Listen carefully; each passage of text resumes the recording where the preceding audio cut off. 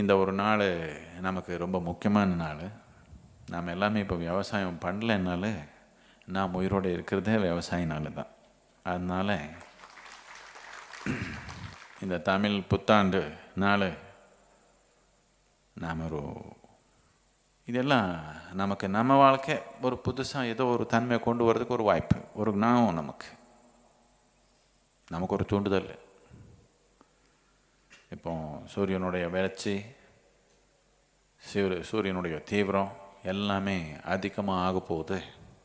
நாம் கொஞ்சம் தீவிரமாயிடலாமா? ஆயிடலாமா?